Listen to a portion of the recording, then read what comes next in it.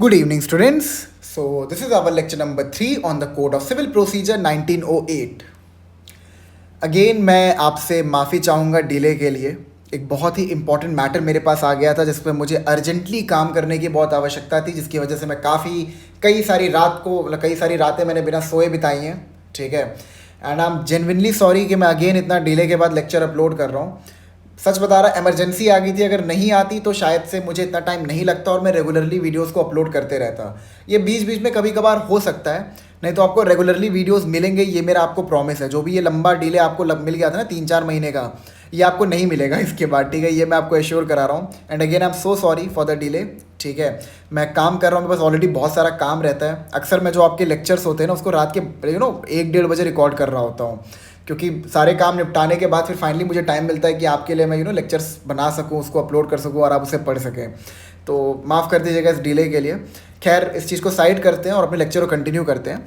तो आज के अपने लेक्चर 3 में हम कुछ बहुत ही इंपॉर्टेंट टॉपिक्स को कवर करेंगे। सबसे पहले हम लोग शुरू करेंगे प्लीडिंग से, then we will move forward to section 26 which basically relates to institution of suits, then we will go to verification. ठीक है, then we will discuss a very important case law in CPC. ये जो case law है ना, इसके citation को आप लोग याद रखिए। साइटेशन मतलब वही जो आपको मैं बताता हूँ। ठीक है, कि कितने जज बेंच था, जजमेंट किस ईयर में आया था, ये सब चीज़ याद रखिएगा, क्योंकि ये जजमेंट मैं अभी आगे बहुत बार रिपीट करने वाला हूँ। It is one of the most important judgments of CPC. ठीक है, तो इसको ध्यान रखिएगा। Then we will discuss order 4 और उसके बाद हम अपने लेक्चर को कंक्लूड करेंगे।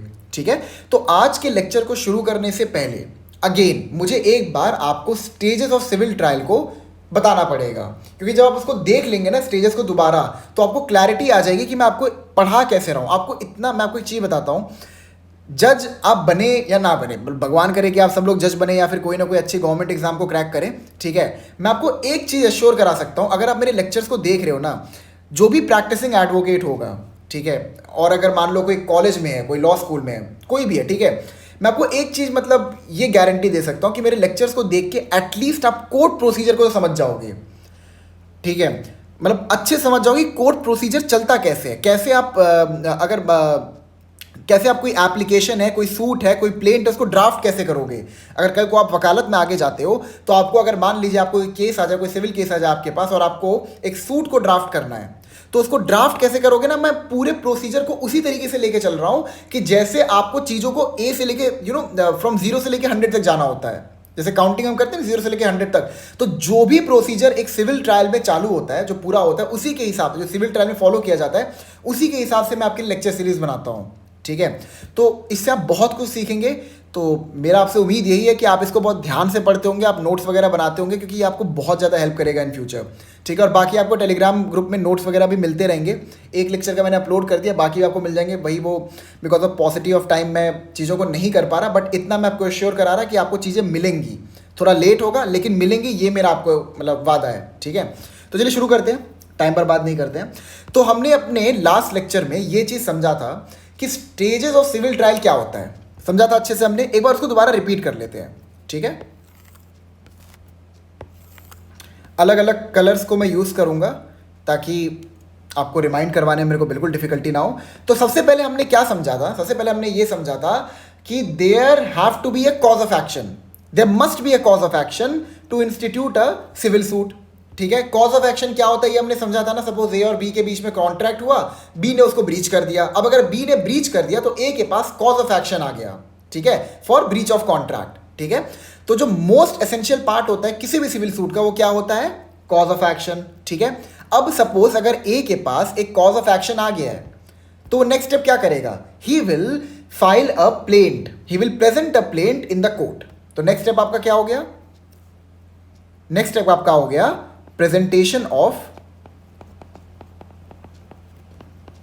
प्लेंट। समझ में आ गया आपको। ठीक है, प्रेजेंटेशन ऑफ प्लेंट के बाद क्या होता है, उसकी नंबरिंग होती है।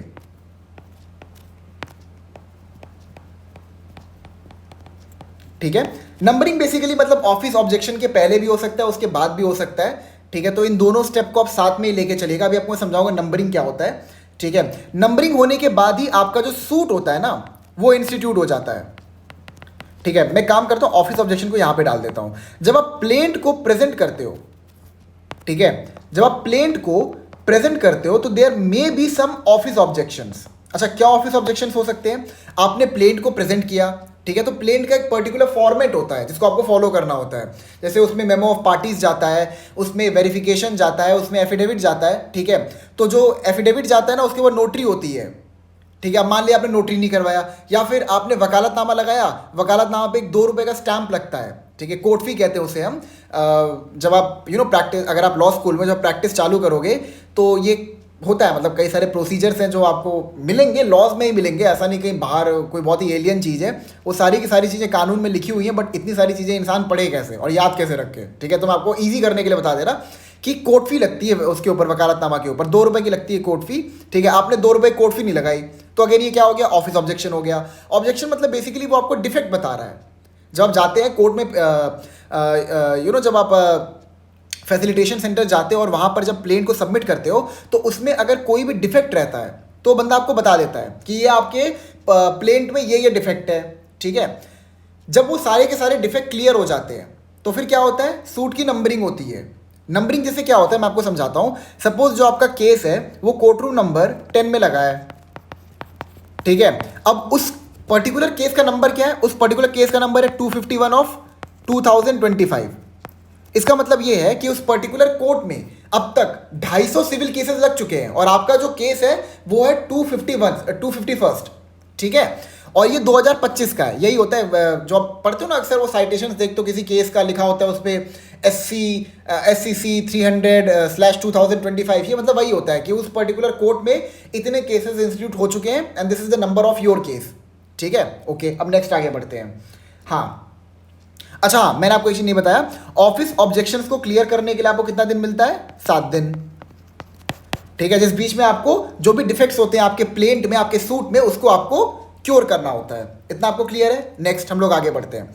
जब आपके प्लेंट की नंबरिंग हो जाती है, ठीक है, तो नंबरिंग होने के बाद आपको date, time and court room number बताया जाता है। कोर्ट रूम नंबर बताया जाता है जहां पर आपको प्रेजेंट होना होता है, ठीक है। आपकी पहली जो हियरिंग होती है उसमें आपको प्रेजेंट होना होता है। इसमें कौन प्रेजेंट होगा? इसमें प्लेंटिफ प्रेजेंट होगा। अरे भैया, डिफेंडेंट को तो क्या पता, अब तक पता ही नहीं होगा कि उसके अगेंस्ट में कोई सूट फाइल हुआ है। समझ में आ गया आपको? ठीक है। तो ये होने के बाद क्या होता है, आप प्रेजेंट होते हैं कोर्ट में। मतलब suppose this is the next step, ठीक है। The date, time and court room number were told to the plaintiff and in pursuance of the same he appear before the जज। समझ में आ गया आपको ये चीज? ये होने के बाद नेक्स्ट क्या होता है, अब जब आप जज के सामने प्रेजेंट हो गए, आपने जज को सेटिस्फाई कर दिया कि हाँ there exist a cause of action, तो वहां पर क्या होगा, वहां पर summons order will be signed by जज, ठीक है। इतना आपको समझ में आ गया? ठीक है। अब जब समन्स ऑर्डर को साइन कर दिया जाएगा तो नेक्स्ट स्टेप क्या होगा? नेक्स्ट स्टेप होगा पीएफ फाइल करना, यानी प्रोसेस फी। मैंने आपको ये लास्ट लेक्चर में ही बताया था कि सिविल सूट में जो भी समन्स को सर्व करने में जो खर्चा आता है वो कौन उठाता है? वो प्लेंटिफ उठाता है। वो बात अलग है कि जो भी आपको खर्चे आते हैं वो बाद में आप कोर्ट के थ्रू वसूल सकते हो, अगर आपके फेवर में डिक्री आ गई तो, या आपके फेवर में जजमेंट आ गया तो, ठीक है। हमने पीएफ में एक चीज और समझा था। क्या समझा था?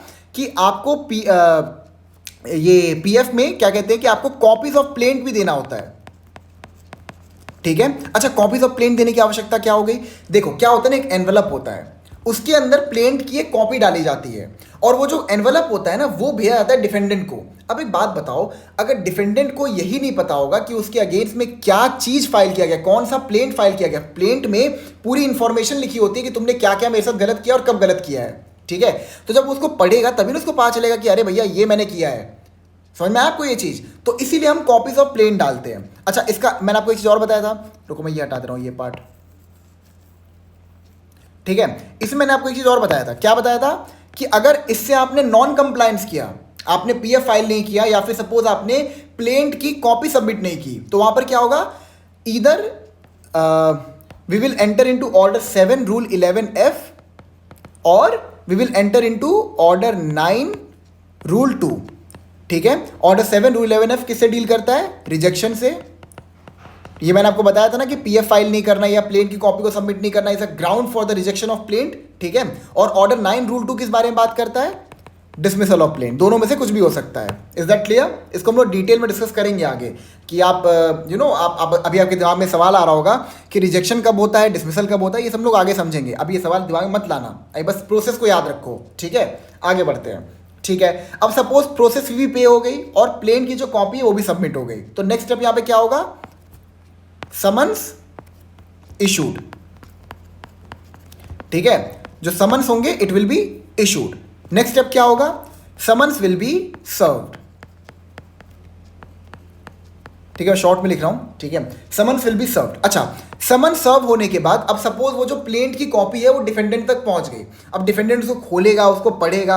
अब पढ़ने के बाद क्या पता उसको थोड़ी क्लैरिटी ना आ पा रही हो कि ये बंदा एक्चुअली थर्ड या फोर्थ पॉइंट में कहना क्या चाहता है। जैसे मैंने आपको बताया था ना कि एक प्लेंट ऐसा दिखता है, उसमें पॉइंट्स होते हैं, एक ही पेज का नहीं होता, it can be of any number of pages, ठीक है। थर्ड, सपोज नेक्स्ट पेज पे फोर्थ, फिफ्थ, सिक्स, ऐसे कई सारे पॉइंट्स लिखे हुए थे, ठीक है। अब उसको ना थोड़ी क्लैरिफिकेशन चाहिए, उसको पता नहीं है कि भैया आप सेकंड या थर्ड पॉइंट में लिखे क्या हो। तो यहां पर ये बेसिकली डिस्क्रिशनरी होता है। नेक्स्ट स्टेप क्या हो सकता है? It is discretionary. The defendant में फाइल फॉर इंट्रोगेटरीज, ठीक है, कि भैया थोड़ा क्लैरिटी दे दो कि आप बेसिकली इस पॉइंट में कहना क्या चाहते हो। इतना आपको क्लियर हो गया। अब सपोज उसने इंट्रोगेटरीज पर उसने रिलाई किया कि नहीं किया, डजेंट मैटर। इसके बाद नेक्स्ट स्टेप क्या होगा? इसके बाद होगा जो प्लेंट का रिप्लाई होता है, दैट इज WS, जिसे हम कहते हैं रिटर्न स्टेटमेंट। तो अब इंट्रोगेटरीज डिफेंडेंट ने फाइल किया, नहीं किया, डजेंट मैटर, ठीक है। नेक्स्ट स्टेप जो आएगा वो आएगा WS, यानी कि डिफेंडेंट को यहां पर रिटर्न स्टेटमेंट फाइल करना पड़ेगा, जिसे हम ये भी कहते हैं reply off the plaint. Clear है आपको? ठीक है। अच्छा, रिटर्न स्टेटमेंट फाइल हो गया। अब जो आपके प्लेंटिफ साहब हैं, ये रिटर्न स्टेटमेंट का रिप्लाई करना चाहते हैं। रिटर्न स्टेटमेंट में पॉइंट टू पॉइंट क्या कहते हैं, उस बंदे ने जो भी प्लेंट में उसने पॉइंट्स डाले थे ना, उसका रिप्लाई दे दिया। अब जो प्लेंटिफ साहब हैं वो उसका भी रिप्लाई देना चाहते हैं, तो उसे हम क्या कहेंगे? उसे हम कहेंगे रेप्लिकेशन, ठीक है। उसे हम क्या कहेंगे? उसे हम कहेंगे रेप्लिकेशन। रेप्लिकेशन किसके द्वारा दिया जाता है? प्लेंटिफ के द्वारा, ठीक है। WS किसके द्वारा दिया जाता है? डिफेंडेंट के द्वारा। Is that clear? ठीक है। अब रेप्लिकेशन का रिप्लाई जो है वो डिफेंडेंट देना चाहते हैं, तो उसको हम क्या कहेंगे? उसको हम कहेंगे रीजॉइंडर, ठीक है। क्लियर हो गया आपको? ठीक है, ठीक है। अब ये सारे जो ये प्रोसीजरल फॉर्मेलिटीज हैं, WS फाइल करना, रेप्लिकेशन, रीजॉइंडर, ये सब फाइल करना, ये सब फाइल हो जाने के बाद जो नेक्स्ट स्टेप आएगा वो होगा first hearing of the suit, ठीक है। जिस दिन प्लेंटिफ और डिफेंडेंट साथ में अपीयर होंगे, और यहां पर क्या किया जाएगा? यहां पर the admissions and denials will be made, ठीक है। Here the admissions and denials will be made. Next step हमने क्या समझा था? इसके बाद आपका होगा इश्यूज फ्रेमिंग, ठीक है। The issues will be framed by following the procedure under order 14, ये मैंने आपको लास्ट लेक्चर में बताया था, ठीक है। उसके बाद with the framing of issues the trial commences, ठीक है। तो इश्यूज के फ्रेम होने के बाद क्या होगा? ट्रायल चालू हो जाएगा। फिर ट्रायल में दोनों पार्टीज जो है वो एविडेंसेस लीड करेंगे, मतलब अपने अपने जो विटनेसेस हैं उनको बुलाएंगे, उनका एग्जामिनेशन करेंगे, ठीक है। और लास्ट में आपका आएगा डिक्री। समझ में आ गया आपको ये चीज? बहुत ही मैंने आपको आसान शब्दों में सारी चीजों को समझाया। अब मैं दोबारा इसको रिपीट नहीं करूंगा, ये मैंने आज रिपीट कर दिया है, ठीक है। तो लास्ट लेक्चर में हमने कॉज ऑफ एक्शन समझ लिया था, तो अब नेक्स्ट जो हम लोग स्टेप पे बढ़ेंगे that would be about presentation of plaint and suit. समझ में आ गया आपको? ठीक है। तो अब हम लोग आगे बढ़ते हैं। तो जो सबसे पहला टॉपिक आज हम लोग कवर करने वाले हैं that is going to be institution of suits. Just give me 1 second. अच्छा, इंस्टीट्यूशन ऑफ सूट से पहले एक टॉपिक मैं आपको कवर करवाना चाहता हूं, दैट इज प्लीडिंग्स। प्लीडिंग्स क्या होता है? ठीक है, प्लीडिंग्स क्या होता है?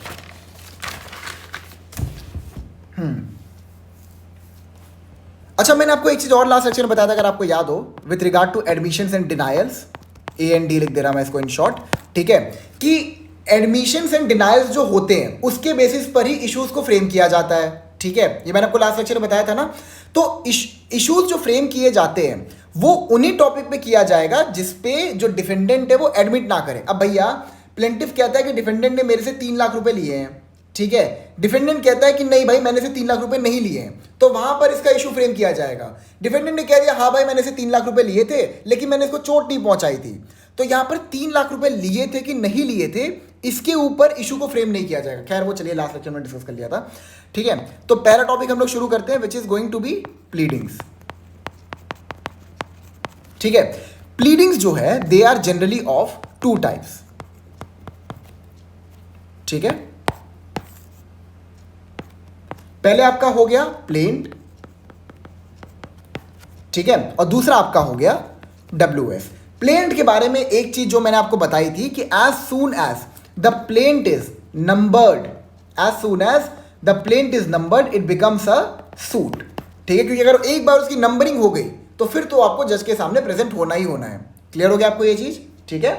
अच्छा ये तो प्लीडिंग्स हो गई, प्लेंट और WS। अब मैं आपको एक चीज और समझाता हूं, ठीक है।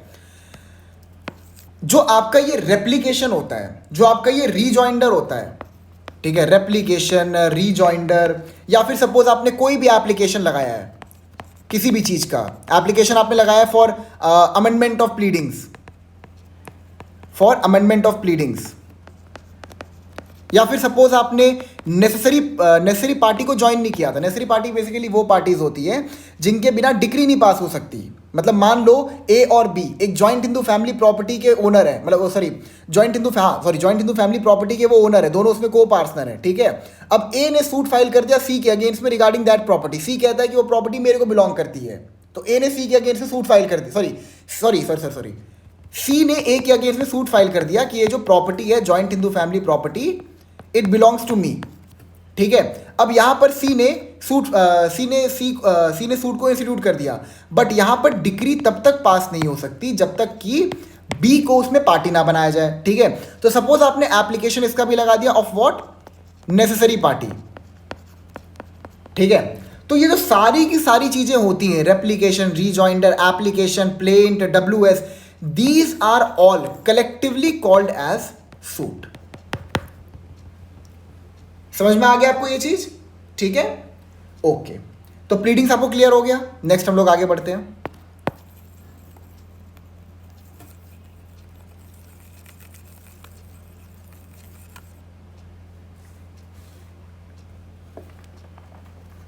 ठीक है, अच्छा इसमें एक चीज और ध्यान रखिएगा आप कि जो एग्जीक्यूशन प्रोसीडिंग, अच्छा मेरे को मैं आपसे सवाल पूछ ले रहा है ये कि जो एग्जीक्यूशन प्रोसीडिंग्स होती हैं, ठीक है, क्या एग्जीक्यूशन प्रोसीडिंग भी सूट का पार्ट होती है? बताइए आपके हिसाब से क्या होगा। अच्छा एग्जीक्यूशन प्रोसीडिंग क्या होती है वो क्लियर कर देता हूं।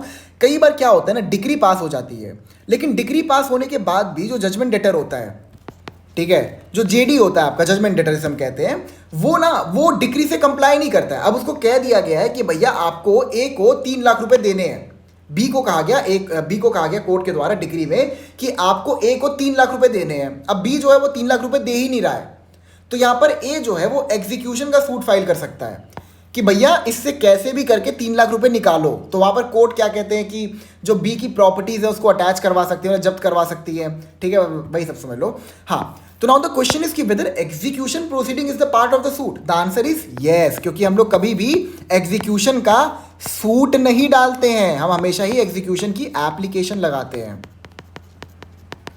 ये ध्यान रखना, ठीक है। तो जो एप्लीकेशन होता है it is the part of the suit, ठीक है। ये एक बार प्रीलिम्स में शायद पूछा गया था, प्रीलिम्स या मेंस कहीं पूछा तो गया था, इसलिए मैं आपको ये चीज बता दे रहा, ठीक है।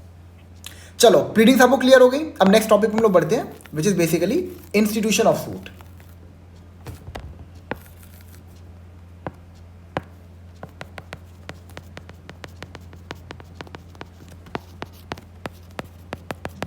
ठीक है, कि आखिर एक सूट इंस्टीट्यूट कैसे होता है ये हम लोग समझेंगे। तो इसके लिए हम लोग रेफर करेंगे आज सेक्शन 26 को, ठीक है। आइए देखते हैं सेक्शन 26 में क्या कहा गया है। It says every suit shall be instituted by the presentation of a plaint or in such other manner as may be prescribed। Clause 1 को पढ़ के हमें ये चीज तो काफी हद तक क्लियर हो गई है कि एक सूट जो है उसको इंस्टीट्यूट कैसे किया जाता है, by the presentation of plaint. And plaint क्या, प्लेंट में क्या क्या होता है, facts and circumstances, cause of action होता है and facts and circumstances of the case, ठीक है, एंड लॉ एप्लीकेबल। ये सब चीजें आप लोग बस ध्यान रखिए, ठीक है। तो every suit shall be, it is mandatory that एक सूट को तभी इंस्टीट्यूट किया जाएगा जब प्लेंट को प्रेजेंट कर दिया जाएगा before the court. Is that clear? ठीक है। अब ये तो चलो बड़ा आसान है समझना कि हाँ भाई हर सूट को प्लेंट के प्रेजेंटेशन के साथ इंस्टीट्यूट किया जाता है। ये आगे क्या लिखा है, और in such other manner as may be prescribed. अब इसका मतलब क्या हुआ, such other manner as may be prescribed? देखो मैं आपको एक चीज समझाता हूं। आपने कभी डिवोर्स प्रोसीडिंग के बारे में सुना है, या कोई भी मैट्रिमोनियल प्रोसीडिंग उठा लो उसके बारे में आपने सुना है? तो उसमें क्या कभी सूट आपने फाइल होते हुए सुना है कि भैया मैंने डिवोर्स का सूट डाला है? नहीं ना। जो भी मैट्रिमोनियल प्रोसीडिंग होती है वहां पे पेटिशन लगता है, ठीक है, वहां पे पेटिशन लगता है। तो जो ये टर्म है ना, और in such other manner as may be prescribed, it is, ओहो हाँ, it is a mere terminology difference, ठीक है, it is a mere terminology difference. मतलब आप उसको सूट कह रहे हैं, आप उसको पेटिशन कह रहे हैं, आप उसको एप्लीकेशन कह रहे हैं, कुछ कोई दिक्कत नहीं है, ठीक है। जैसे ये बेसिकली ये कहना चाहता है कि एवरी पेटिशन, सपोज यहाँ जो टर्म ये सूट है ना, इसको आप रिप्लेस कर दो पेटिशन से, तो every petition shall be instituted by the presentation of the petition, ठीक है। ये हो गया इसका मतलब वही है कि टर्मिनोलॉजी डिफरेंस है बस यहाँ पर। ऐसा नहीं है कि इससे कोई मतलब ये बहुत ही टेक्निकल बात कर रहा है, ये बस ये कह रहा है कि भैया आप कुछ जगह पे सूट का नाम देते हो, कुछ जगह पे पेटिशन का नाम देते हो, ठीक है। तो और इन सच अदर मैनर का मतलब यही है कि डिवोर्स प्रोसीडिंग हो गया, वहाँ पर हम पेटिशन लगाते हैं, तो वहाँ पर हम क्या, इसको हम क्या बोलेंगे, that every petition shall be instituted by the presentation of the petition. Clear हो गया आपको ये चीज? Sorry, with the presentation of the plaint, उसमें प्लेंट ही जाता है, ठीक है। ओके, इतना आपको क्लियर हो गया। नेक्स्ट आते हैं क्लॉज 2 पे, ये बड़ा इंपॉर्टेंट, इसको बड़ा ध्यान समझिएगा। ये कहता है in every plaint facts shall be proved bye affidavit. इसका मतलब क्या है समझते हैं। यहां पर ये कहता है कि एक प्लेंट में जो फैक्ट्स हैं it shall be proved bye an affidavit, ठीक है। इसका मतलब यहां पर यह है कि जो भी प्लेंट के फैक्ट्स हैं, जो भी प्लेंट में आपने पॉइंट्स डाले हैं, उसको आपको प्रूव करना पड़ेगा बाय एन एफिडेविट। लेकिन जो ये टर्म प्रूव्ड है ये एक लेजिस्लेटिव एरर है। क्यों है मैं आपको बताता हूं, ठीक है। अगर मतलब शायद मैंने इसमें लिखा नहीं है, लेट मी चेक, हाँ मैंने इसको डाला नहीं है। अगर आप सेक्शन 1 ऑफ बीएसए को रेफर करोगे, अगर आपका डायरेक्ट है तो खोल लो या फिर फोन में खोल लो, डजंट मैटर, ठीक है। तो वहां पर साफ साफ लिखा है कि affidavit is not an evidence, ठीक है। Affidavit is not an evidence. Affidavit हम कहते हैं किसे? एफिडेविट हम कहते हैं, मतलब बेसिकली इसका एक लेमैन लैंग्वेज में जो इसका डेफिनेशन होता है, it is declaration bye deponent, ठीक है। इसका मतलब होता है डिक्लेरेशन बाय डेपोनेंट, या फिर और भी इसको आसान शब्दों में समझे तो इसे हम कहते हैं स्टेटमेंट ऑन ओथ। एक एक चीज आपको एकदम क्लियर करवा दूंगा, बिल्कुल आपको टेंशन मत लेना, ठीक है। स्टेटमेंट ऑन ओथ, ठीक है। अब यहां पर कहता है कि in every plaint fact shall be proved bye affidavit, मतलब कि आपने प्लेंट में जो फैक्ट डाले हैं, ठीक है, आप एक एफिडेविट लगा दो और एफिडेविट में लिख दो कि भाई इसमें जो भी फैक्ट है वो बिल्कुल सही है, जो भी इसमें लिखा हुआ है वो बिल्कुल सत्य है, और उसके थ्रू ही वो प्रूव हो गया। मतलब वहीं पर आपने जो फैक्ट, देखिए आसान शब्दों में आपको समझाऊं, आपने प्लेंट में फैक्ट्स एंड सर्कमस्टांसेस बताए हैं, कॉज ऑफ एक्शन बताए हैं, एलिगेशंस लगाए हैं कि इस बंदे को इतने पैसे देने हैं, ठीक है। अब आपने उसमें साथ में एक एफिडेविट अटैच कर दिया। एफिडेविट अटैच करके आपने बता दिया कि हाँ जो भी बातें मैंने प्लेंट में लिखी तो बिल्कुल सच थी, ठीक है, और इसी के बेसिस पर जो दूसरी पार्टी है उससे आप पैसे वसूल लो। Does it make sense? It doesn't make sense, ठीक है। It is nowhere making sense, ठीक है। तो बेसिकली जो ये टर्म यहां पर प्रूव्ड है ना, इसको हम रिप्लेस कर देंगे विद द टर्म सपोर्टेड। अब इसको पढ़िए, in every plain fact shall be supported by affidavit. Affidavit के थ्रू आप फैक्ट्स को सपोर्ट करोगे लेकिन आप उसको प्रूव नहीं कर सकते। अरे भैया एक बात बताओ, प्लेंट हमने फाइल कर दिया, ठीक है, उसके साथ में हम एफिडेविट लगा रहे हैं, इसे हम कहते हैं डिक्लेरेशन बाय द डेपोनेंट, ठीक है। अब वो कह रहा है कि मैंने जो भी प्लेंट में बातें कही थी बिल्कुल सच कही थी, ठीक है। ये उसमें बेसिकली एफिडेविट में लिखा होता है, I say that the present suit has been filed under section 138 of NI act, जो भी लिखा होता है, ठीक है, ऐसे लिखा होता है। मैं आपको बताता हूँ एफिडेविट, आप देखेंगे, I say that the present suit has been filed, example दे रहा हूं बस आपको,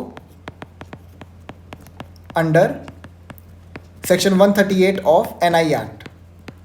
एनआई एक्ट आपका बेसिकली नेगोशिएबल इंस्ट्रूमेंट एक्ट होता है, ठीक है, ऐसे लिखा होता है। बेसिकली आप किसी भी एफिडेविट को रेफर करोगे, गूगल वगैरह कर लो, आपको मिल जाएगा वहां पर, ऐसे लिखे होते हैं, ठीक है। अब वो बंदा प्लेंट की बातों कह रहा है कि इसमें जो भी लिखा है बिल्कुल सच कहा है, बिल्कुल सच लिखा है। सेक्शन 1 ऑफ बीएसए साफ साफ कहता है कि जो एफिडेविट है it can never be a piece of evidence. क्यों?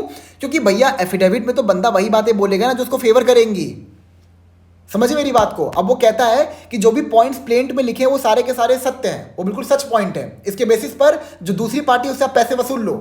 समझ में आ रहा है आपको ये चीज? ठीक है, अब वो तो यही कहेगा, ठीक है। अब भैया इसके बेसिस पर आप दूसरे पार्टी के अगेंस्ट में जजमेंट दे दो। Does it make sense? आप उसको एक एविडेंस की तरह यूज करवा रहे हो। एक चीज मैं आपको और बताता हूं, ठीक है। स्टेटमेंट्स, ये हम लोग एविडेंस एक्ट में पढ़ेंगे, मे बी एडमिशंस। जैसे मैं आपको एग्जांपल देता हूं, मैंने आपको जब बीएनएसएस पढ़ाया था तो वहां पे आपको बताया था सेल्फ हार्मिंग और सेल्फ सर्विंग स्टेटमेंट के बारे में, ठीक है। मैंने आपको बताया था सेल्फ हार्मिंग और सेल्फ सर्विंग स्टेटमेंट के बारे में। अब मान लो जो स्टेटमेंट है वो सेल्फ सर्विंग है, उसमें लिखा हुआ है एफिडेविट के अंदर कि I say that B have to give 3 lakh rupees to A, उसमें, और ए जो वो बंदा है जिसने प्लेन फाइल किया वही है, ठीक है, वो ये उसमें लिखा हुआ है कि I say that mister B ओज 3 लाख रुपीज, ऐसे उसने लिखा हुआ है उसके अंदर, ठीक है। तो यहां पर जो स्टेटमेंट है ये सेल्फ सर्विंग है। Can it become admissions? The answer is no, because these are self serving statements. अब सपोज एफिडेविट में लिखा हुआ है that I owe 3 lakh rupees to B, तो यहां पर क्या हुआ? It is a self harming statement. तो can it be admitted as evidence? The answer is yes. थोड़ा सा आपको टेक्निकल लग रही होंगी चीजें, बट धीरे धीरे ये सब आपको क्लियर हो जाएगा, टेंशन मत लो, बिल्कुल ठीक है ना। ठीक है, मतलब बेसिकली आसान शब्दों में अगर मैं इसको पूरा समअप करूं, सेक्शन 1 ऑफ बीएसए भारतीय साक्ष्य अधिनियम ये चीज क्लियरली कहता है कि जो एफिडेविट होता है it can never be a piece of evidence. क्योंकि एफिडेविट जो है ये वही बंदा देता है जो बेसिकली सूट फाइल करता है, जो प्लेंट फाइल करता है, ठीक है, मतलब जो उसका जो क्लाइंट होता है किसी वकील का। मैं भी आपको समझाऊंगा ये चीज़ भी आगे जब वेरिफिकेशन पढ़ेंगे तो, ठीक है। जो आपका बेसिकली क्लाइंट होता है ना, वही सूट को फाइल कर रहा है, वही वो बेसिकली एफिडेविट दे रहा है कि जो भी बातें प्लेंट में लिखी हो बिल्कुल सच लिखी हैं। तो भाई ऑब्वियस सी बात है, वो जो भी बातें उसमें लिखेगा एफिडेविट के अंदर वो तो वही लिखेगा ना जो उसको सर्व करें। अब आप उसको एक पीस ऑफ एविडेंस बना दो तो वहां पर तो जो ऑपोजिट पार्टी का पूरा केस ही वीक हो जाएगा। तो यहां पर बेसिकली मैं ये कहना चाहता हूं कि जो केस के जो मेरिट्स हैं it will be decided on oral and documentary evidence. आपको ये बात पता है ना कि एविडेंस 2 प्रकार के होते हैं, oral and documentary, and affidavit is not a piece of evidence. Affidavit is not a piece of evidence, ठीक है। चलो, होप सो आपको इतना कुछ क्लियर हो गया होगा जो हमने अभी समझा कि सेक्शन 26 में जो क्लॉज 2 है इसका, in every plaint fact shall be proved लिखा है, उसको हम कर देंगे सपोर्टेड। क्योंकि अगर वर्ड प्रूव्ड रहेगा तो affidavit can become a piece of evidence which can never, जो कि सेक्शन 1 ऑफ भारतीय साक्ष्य अधिनियम को अपोज कर रहा है। क्लियर होगा आपको? तो हम प्रूफ को हम लोग चेंज कर देंगे बाई सपोर्टेड, कि जो भी फैक्ट्स प्लेंट के अंदर लिखे हैं एफिडेविट के थ्रू उनको सपोर्ट किया जा सकता है कि हाँ भाई जो भी बातें उसमें लिखी गई हैं बिल्कुल सच लिखी गई हैं और मैं मानता हूं कि सच लिखी गई हैं। होप्स आपको इतना समझ में आ गया, बड़ा एफर्ट डाल के मैंने आपको समझाने का प्रयास किया है, ठीक है। ओके, अगर नहीं समझ में आया तो मेरे को एक बार प्लीज़ कमेंट सेक्शन में लिख दीजिएगा और नेक्स्ट सेक्शन दोबारा समझा दूंगा। तो हमने ये समझ लिया ना कि जो वर्ड प्रूव्ड है उसको सपोर्टेड से चेंज कर देंगे, एंड साथ में जो भी जो एविडेंसेस होंगे वो सिर्फ ओरल और डॉक्यूमेंट्री होंगे। अब आगे बढ़ते हैं। अच्छा, वेरिफिकेशन क्या होता है ये भी समझ लेते हैं। वेरिफिकेशन क्या होता है? हाँ, for that we will have to refer order 6 rule 15, ठीक है। ये आपका ऑर्डर 6 रूल 15 है, ठीक है। ओके, वेरिफिकेशन ऑफ प्लीडिंग्स क्या होता है मैं आपको समझाता हूँ आसान शब्दों में। जो प्लेंट होता है ना, आपका प्लेंट जो होता है उसमें ये पॉइंट्स होते हैं, ठीक है। फिर उसके साथ में नेक्स्ट मतलब एक नया पेज रहता है, वहां पर आप एफिडेविट लगाते हो, जिसका हेड नोट ऐसे होता है, evidence by way of affidavit, ठीक है। मैं लिख देता हूं इसको, evidence by way of affidavit, ठीक है। एकदम नीचे जब आप जाएंगे ना एफिडेविट के, तो यहां आपको मिलेगा वेरिफिकेशन। अच्छा, वेरिफिकेशन कैसा होता है मैं आपको बताता हूं। वेरिफिकेशन में बेसिकली ये लिखा रहता है, एक सेकंड दीजिए, ऐसे लिखा रहता है that the contents of the present affidavit, मैं इसको रीड करता हूं, the contents of the present affidavit are true and correct to my knowledge and nothing material has been concealed therefrom. Verification basically ऐसे आसान शब्दों में समझ लीजिए कि वो बंदा वेरीफाई कर रहा है, वो कह रहा है कि एफिडेविट में भी जो चीजें लिखी है ना वो बिल्कुल सही है, उसमें कुछ भी झूठ नहीं है। इतना आपको क्लियर हो गया। मैं आपको एक चीज और बताता हूं, देखिए, एक प्लेंट को सूट बनाने के लिए वेरिफिकेशन इज रिक्विजिट। बिना वेरिफिकेशन के एक प्लेंट कभी भी सूट नहीं बन पाएगा, ठीक है। वेरिफिकेशन जो है, it is either made by parties to the suit, ये आप लोग लिख लीजिएगा, verification is either made by parties to the suit or persons acquainted with the facts and circumstances of the case.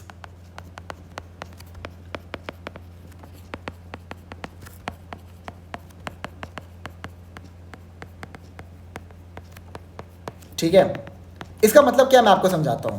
Parties to the suit का मतलब तो clear है, चलो ए और बी हैं, वो पार्टीज है सूट के। तो जो ये वेरिफिकेशन वाला पार्ट है ना, यहां पर they will basically sign on verification कि जो भी बातें कही गई थी एफिडेविट में बिल्कुल सच है, उसमें कुछ भी झूठ नहीं कहा गया है, ठीक है। They will sign and they will also write the date on which it is signed, also they will write the place जहां पर इसको साइन किया गया वेरिफिकेशन को, ठीक है। अच्छा, अब सपोज ए और बी के बीच में कॉन्ट्रैक्ट था, बी ने ब्रीच कर दिया तो ए के पास कॉज ऑफ एक्शन आ गया, तो he will do the verification, the client will do the verification, not the advocate, keep this in mind, ठीक है। अब यहां पे चलो पार्टी टू द सूट तो क्लियर हो गया। नेक्स्ट आते हैं persons acquainted with facts and circumstances of the case. इसका मतलब क्या है, अब सपोज ए जो है ना, वो भाई एक कंपनी रन करता है, अब उसके पास इतना टाइम नहीं है कि वो उस पर्टिकुलर सूट को लड़ सके। छोटा सा मैटर है, मान लो 10-12 लाख का, ये बंदा करोड़ों का मालिक है, अब वो 10-12 लाख के लिए खुद थोड़ी सूट लड़ने जाएगा। तो उसने एक बोर्ड रेजोल्यूशन पास किया, कंपनी में एक बोर्ड रेजोल्यूशन पास किया, और जो कंपनी का सपोज जो डायरेक्टर था, या फिर सपोज जो मैनेजिंग डायरेक्टर था, उसको बोर्ड रेजोल्यूशन के थ्रू ऑथराइज कर दिया कि तुम इस पर्टिकुलर सूट को लड़ो। Is that clear? तो persons acquainted with the facts and circumstances of the case में ये बंदा आ जाएगा। Is that clear? ठीक है, आगे एक और चीज देखते हैं। जो वेरिफिकेशन है, इट इज ऑफ 2 टाइप्स, ठीक है। पहला, knowledge received and believe to be true, knowledge received and believed to be true, and the other one is own knowledge। जैसे मैं आपको समझाता हूं, अब सपोज वकील साहब ने प्लेंट को ड्राफ्ट कर दिया, ठीक है। प्लेंट में उन्होंने बहुत सारे एलिगेशंस लगाए। उन्होंने ये कहा कि सपोज ए और बी जो है वो हस्बैंड वाइफ है, ठीक है। बी जो है वो वाइफ है and she wants divorce from A, वो डिवोर्स चाहती है ए से, ठीक है। तो अब वो वकील साहब के पास गई जो कि है सी। अब जब उन्होंने पूरा केस का समरी बताया सी को, तो सी ने क्या किया, उनको बताया चलिए ठीक है, जो आपका केस है वो ऐसा है कि आप सेक्शन 13 के अंदर डिवोर्स ले सकती हैं on the ground of mental cruelty, DV act के अंदर क्योंकि आपका पति आपको बहुत मारता पीटता है तो उसके अंदर आप मेंटेनेंस ले सकती हैं। ये सब चीज़ें उसने बोला। हम यहाँ पर एक इंजंक्शन का सूट भी डाल देंगे, ये कर देंगे, वो कर देंगे। उसने ये सारी बातें बोली। अब भैया बी ने थोड़ी कानून की पढ़ाई की है, अगर उसने कानून की पढ़ाई की होती तो सी के पास जाती ही क्यों, है कि नहीं? क्यों जाती भाई? वो नहीं जाती, खुद ही कर लेती अपना केस, वो तो बहुत ही अच्छा होता। चलो उस बारे में डेल्व नहीं करते, ठीक है। तो बी सी के पास क्यों जाती? उसको नहीं पता है सब चीज़, इसलिए सी के पास गई है, ठीक है। अब सी ने उसको ये सब बताया कि आप डीवी के अंदर केस फाइल करिए, आप हिंदू मैरिज एक्ट के अंदर केस फाइल करिए, आप हामा के अंदर केस फाइल करिए, बहुत सारे वो बताता है, ठीक है। तो ये सारी की सारी बातें बी को सी ने बताई हैं। तो these are knowledge received and believe to be true, ठीक है। अब ओन नॉलेज क्या हो गया? अब सी ने जो प्लेन के अंदर फैक्ट्स लिखे हैं कि हाँ देखो इस पॉइंट ऑफ टाइम पर ए जो है वो बी के साथ मारा पीटी करता था, ए जो है वो बी को अपने घर से निकाल दिया, उसको डेस्टिट्यूट कर दिया था, ठीक है। तो ये सारे के सारे पॉइंट हो गए ओन नॉलेज वाले। इतना आपको क्लियर हो गया है, ठीक है, ओके। अब एक बार हम लोग ऑर्डर 6 रूल 15 को पढ़ लेते हैं। Verification of pleadings save as otherwise provided by any law for the time being in force, every pleading shall be verified at the foot by the party or by one of the parties pleading or by some other person proof to the satisfaction of the court to be acquainted with the facts of the case। इसका मतलब क्या मैं समझाता हूँ, देखो क्या लिखा है यहाँ पे, save as otherwise provided by any law for the time being in force, every pleading shall be verified, मतलब सिग्नेचर करना है आपको, at the foot by the party, या तो पार्टी खुद करेगी, और by one of the parties, मान लो मोर देन वन प्लेंटिफ है, ठीक है, या फिर मोर देन वन डिफेंडेंट है, तो उनमें से कोई भी एक साइन कर दे, or by one of the parties pleading or by some other person proved to the satisfaction of the court to be acquainted with the facts of the case. Board resolution के through एक person को authorise कर दिया कि भैया आप जाकर ये केस लड़िए, तो यहां पर ये जो पर्सन है he will be covered under some other person proof to the satisfaction of the court to be acquainted with the facts and circumstances of the case। Is that clear? Clause 2 पे आते हैं। The person verifying shall specify by reference to the numbered paragraphs of the pleading what he verifies of his own knowledge and what he verifies upon information received and believed to be true। अब भैया उन्होंने बताया यहाँ case file होगा, या आपने बताया, तो यहाँ पर क्या हो गया, knowledge received and believe to be true. अब ये बात मैंने अपने वकील साहब को बताई कि उसने मेरे को यहाँ मारा पीटा था, मेरे पास ये रिकॉर्डिंग है, मेरे पास ये प्रूफ है, जो भी है, ब्ला ब्ला ब्ला, वो हो गया ओन नॉलेज। क्लियर हो गया आपको ये चीज? क्लॉज 3 पे आते हैं। The verification shall be signed by the person making it and shall state the date on which and the place at which it was signed. मैं नेक्स्ट लेक्चर में आपके लिए ना एक कॉपी ले आऊंगा एफिडेविट और वेरिफिकेशन का, इसे मैं अटैच कर दूंगा कि आपको समझ में आ जाए दिखता कैसा है वो चीज, ठीक है। अब आते हैं क्लॉज 4 पे। The person verifying the pleading shall also furnish an affidavit in support of his pleadings. अब ये क्या हो गया, पहले तो आप एफिडेविट डाल रहे हो, आप बता रहे हो कि जो भी प्लेन में बातें कही गई हैं वो बिल्कुल सच कही गई हैं, ठीक है। अब क्लॉज 4 यहां पे क्या कहता है, the person verifying the pleading, देखो आप प्लीडिंग को वेरीफाई भी एफिडेविट से ही कर रहे हो, आगे क्या बोलता है, shall also furnish an affidavit in support of his pleadings. आपने एफिडेविट में लिखा ना, I say that the point number 1 is true, I say the point number 2 is true, ठीक है, ब्ला ब्ला ब्ला जो भी इसमें लिखा हुआ है, ठीक है। अब इसको भी आप वेरीफाई कर रहे हो बाय एन एडिशनल एफिडेविट। अब ये क्या बात हुआ, ठीक है, ये क्या बात हुआ, देखिए पहली बात तो जो आपका ये क्लॉज 4 है, इसको एक अमेंडमेंट के थ्रू ऐड किया गया था, I guess it was 2002 amendment, मेरे को अच्छे से याद नहीं है, इट मस्ट बी 2002, ठीक है। मैं बोल के डायरेक्ट देख लेता हूँ, just give me a second, just let me be clear about it. नहीं, इसको 1999 के अमेंडमेंट से ऐड किया गया था, इसको करेक्ट कर लेना आप लोग, ठीक है। इसको 1999 के अमेंडमेंट से ऐड किया गया था, ठीक है,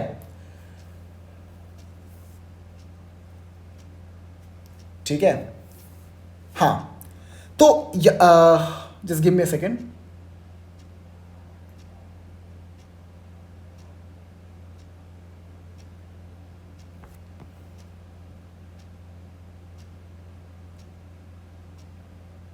ठीक है, हाँ, अच्छा। The person verifying the pleadings shall also furnish an affidavit in support of his pleadings. The person जो वेरिफिकेशन करेगा, मतलब जो नीचे साइन करेगा, he have to furnish an affidavit in support of his pleadings, ठीक है। अब यहां पर ना एक क्वेश्चन अराइज हो गया, क्वेश्चन यहां पर यह अराइज हुआ कि what is the need for an affidavit along with verification. आखिर हमें एफिडेविट की जरूरत ही क्या है, ठीक है, मतलब क्यों हम आखिर एफिडेविट लगा रहे हैं। आइए इसका जो जवाब है वो कोर्ट ने क्या दिया ये देखते हैं। So the case is Salem advocates bar association Tamil Nadu versus union of India 2005 supreme court 3 जज bench Y K. Sabharwal justice he gave the judgment, ठीक है। इसमें देखते क्या कहा सुप्रीम कोर्ट ने, इसमें कहा the issue which was raised before the court was that what is the need for an affidavit along with verification. Verification, एक सेकंड रुकिए, मैं इसमें कुछ गलतियां की हैं। Since the affidavit is on oath and verification is not.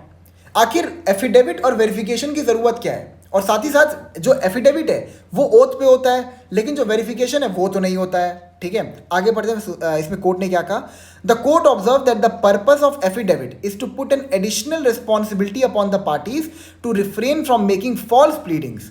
If a false pleading is made on affidavit, then it will attract a criminal liability under section 193 IPC or section 229 BNS. The court also held that affidavit is required not only with the plain to written statement but also with other proceedings. It is not a proof of facts, rather it support the facts. यहाँ पर court ने clear कर दिया था कि यहाँ पे जो वर्ड प्रूव है it shall be replace by the term support. Is that clear? अच्छा देखिए, इसमें सुप्रीम कोर्ट जजमेंट कहते हैं, ये समझाता हूँ मैं आपको. देखो, एफिडेविट को डालने की जो आवश्यकता है वो ये है कि अगर कल को ये पता लग जाए कि जानबूझ के प्लेंट में जो प्लेंटिफ है उसने झूठी चीज़ें डाली हैं बेसिकली डिफेंडेंट को परेशान करने के लिए, तो अब क्योंकि जो वो एफिडेविट होता है वो ओथ पे होता है. ओथ मतलब क्या? उसकी नोटरी कर दी जाती है. ठीक है, मतलब आसान जनरली यही होता है, नोटरी हो जाती है उसकी. ठीक है, तो वो चीज़ ओथ पे है. तो अगर कल को उसमें कुछ गलत साबित हुआ तो आपके अगेंस्ट में क्रिमिनल लायबिलिटी डाली जा सकती है अंडर सेक्शन 193 आईपीसी, जिसको हम लोग अभी करस्पॉन्ड करता है सेक्शन 229 ऑफ बीएनएस से. Is that clear? ठीक है. और साथ साथ कोर्ट ने ये भी कहा था कि एफिडेविट सिर्फ आपको प्लेन रिटन स्टेटमेंट साथ नहीं लगाना है, आपको जितने भी आप डॉक्यूमेंट सबमिट कर रहे हो, चाहे वो रेप्लिकेशन हो, रीजॉइंडर हो, ठीक है, किसी प्रकार का एप्लीकेशन हो, सब में आपको एफिडेविट लगाना पड़ेगा और बताना पड़ेगा कि इसमें जो भी फैक्ट्स यूज़ किए गए हैं वो सारे के सारे सत्य हैं. Is that clear? ठीक है. आई गेस लेक्चर वैसे बहुत बड़ा हो गया है, तो आई एम थिंकिंग कि नेक्स्ट लेक्चर ना हम लोग ऑर्डर 4 से शुरू करेंगे. होप सो मैं आपको चीज़ों को क्लियर करने में मतलब क्लियर कर पाया हूँ. आपको थोड़े से टेक्निकल चीज़ें अभी थोड़ा सा मुश्किल लगेंगी, आगे जाके काफ़ी क्लियर हो जाएगा. नेक्स्ट लेक्चर में ना मैं आपको एक एफिडेविट और वेरिफिकेशन का एग्जांपल दिखा दूंगा ताकि आपको समझने में बिल्कुल डिफिकल्टी ना आए. ठीक है, तो चलिए फिर नेक्स्ट लेक्चर में मिलते हैं. Thank you so much. I will meet you in the next lecture.